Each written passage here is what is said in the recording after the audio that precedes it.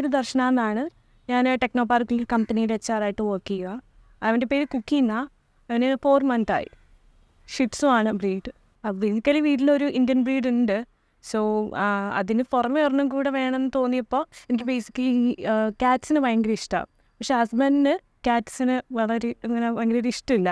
അപ്പോൾ ആളാണ് പറഞ്ഞത് ഓക്കെ നമുക്ക് വാങ്ങുന്നുണ്ടെങ്കിൽ എനിവേ അത് ഡോഗ് തന്നെ ആയിരിക്കും എന്ന് പറഞ്ഞു. അപ്പോൾ ക്യാറ്റുമായിട്ട് എനിക്ക് കുറച്ച് സിമിലാരിറ്റി തോന്നുന്നത് ഷിറ്റ്സൂനെയാണ്. കാണാനാണെങ്കിലും ആ ഒരു ഇത് കണ്ടിട്ടാണ് ഷിറ്റ്സൂ. ഇവൻ മെയ് 19th ജനിച്ചത്. എൻ്റെ കൈ കിട്ടുന്നതിൻ്റെ ബർത്ത്ഡേ അന്നാണ്, June 25th. അപ്പോൾ ഏകദേശം 1 month ഉള്ളപ്പോഴാണ് കൊണ്ടുവന്നത്. അപ്പോൾ എന്നോടും പിന്നെ എൻ്റെ ഹസ്ബൻഡിനോടും പിന്നെ എൻ്റെ അമ്മയോടും കൂടുതൽ അറ്റാച്ച്മെൻറ്റ്. നമ്മളില്ലാന്നുണ്ടെങ്കിൽ ഫുഡ് കഴിക്കത്തില്ല, അങ്ങനത്തെ കുറച്ച് പരിപാടികളൊക്കെ ഉണ്ടാകും. മോർണിംഗ് ഇവൻ എണീറ്റ് കഴിഞ്ഞാൽ ആദ്യം എന്നോടും ഹസ്ബൻഡിൻ്റെ അടുത്ത് വന്നിട്ട് ഞങ്ങൾ ആദ്യം വിളിച്ചോർത്താൽ അങ്ങനത്തെ പരിപാടിയാണ്.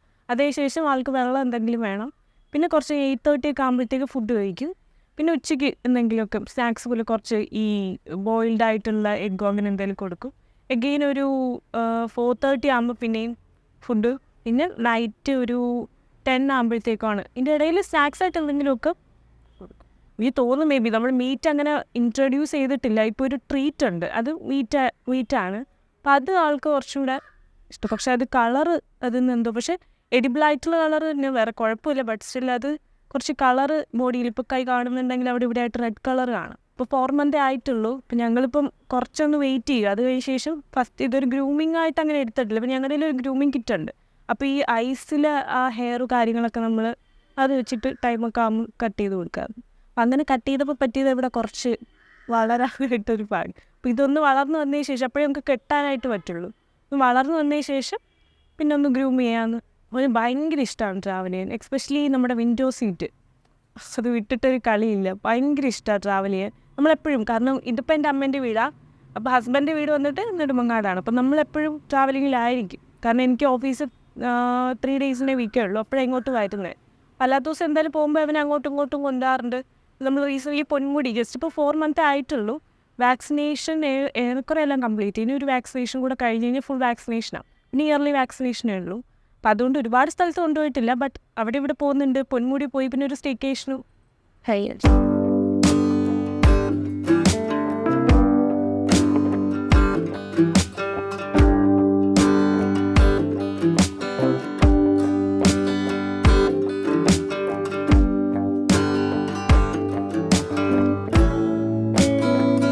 ഇപ്പോൾ ഷിറ്റ്സൂവിനെ സംബന്ധിച്ചിടത്തോളം നമ്മൾ എത്ര തന്നെ ആളെ ട്രെയിൻ ചെയ്യിപ്പിച്ചാലും കുറച്ച് കഴിയുമ്പോഴത്തേക്ക് അത് കുറച്ച് നേരത്തേക്ക് അവൻ ഇപ്പം ഇരിക്കാൻ പറഞ്ഞാലും കുറച്ച് നേരത്തേക്ക് അത് ചെയ്യുള്ളൂ. ഫുൾ ടൈം ഭയങ്കര ബഹളമായിരിക്കും. ഇപ്പം എൻ്റെ സ്കൂട്ടി വരുന്നുണ്ടെങ്കിലും ഹസ്ബൻഡിൻ്റെ കാറോ ബൈക്കോ വന്നു കഴിഞ്ഞാൽ അവൻ അറിയാം.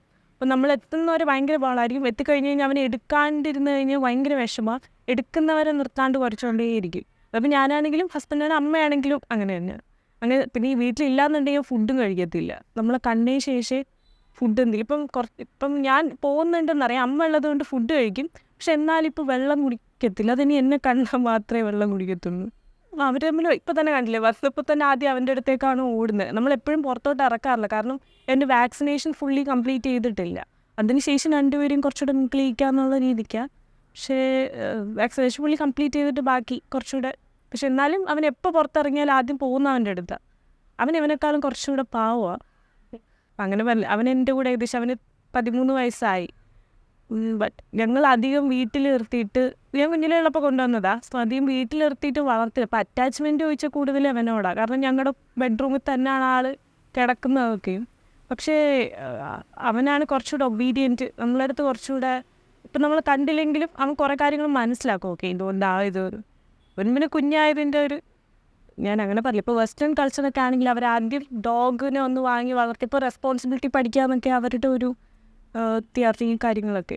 പക്ഷേ അത് ഞങ്ങൾ അങ്ങനെ വിചാരിച്ച് വാങ്ങിയതല്ല. ഞാൻ എപ്പോഴോ ഇതൊന്ന് മെൻഷൻ ചെയ്തതിന് ശേഷം എൻ്റെ ഹസ്ബൻഡ് സർപ്രൈസ് ആയിട്ട് എനിക്ക് ബർത്ത്ഡേക്ക് ഗിഫ്റ്റ് ചെയ്ത ആളെ.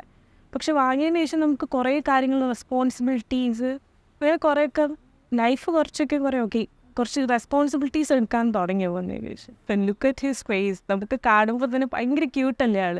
കാണുമ്പോൾ പിന്നെ ഞാൻ ചുമ്മാ സംസാരിക്കുകയൊക്കെ ചെയ്യും. അവർ മനസ്സിലാവുന്നുണ്ടോ എന്ന് എനിക്കറിയില്ല. ഇപ്പം നമ്മൾ വിഷമിച്ചിരിക്കുക അങ്ങനെയൊക്കെ ആണെങ്കിൽ ആൾ നമ്മുടെ അടുത്ത് വന്നിരുന്നിട്ട് നമ്മളെ കൂടെ ഇരുന്ന് കുറേ നേരം നമ്മളെയൊക്കെ നോക്കിക്കൊണ്ടൊക്കെ ഇരിക്കും. അപ്പം എനിക്ക് തോന്നുന്നു ഈവൻ ചിലപ്പോൾ പറയാമല്ലോ ഡോഗ്സിന് ഇമോഷൻസ് കാര്യങ്ങളൊക്കെ മനസ്സിലാവുന്നുള്ളത്. എനിക്ക് ഇവൻ്റെ കേസ് നോക്കുമ്പോൾ അവനത് മനസ്സിലാവുന്നുണ്ട് ഇതൊക്കെ സംടൈംസ്. പിന്നെ ഞാൻ ചുമ്മാ കളിക്കുകയൊക്കെ ചെയ്യും, ഈ എവിടെയെങ്കിലും വീണ് കിടക്കുന്ന പോലെ അങ്ങനെയൊക്കെയാണെങ്കിൽ ഭയങ്കര ടെൻഷനും പേടിയൊക്കെ, ആൾക്ക് ഓടി വരിക, നമ്മുടെ വിളിച്ചെണീപ്പിക്കാൻ നോക്കുക, അങ്ങനത്തെ ഓരോ പരിപാടികളൊക്കെ.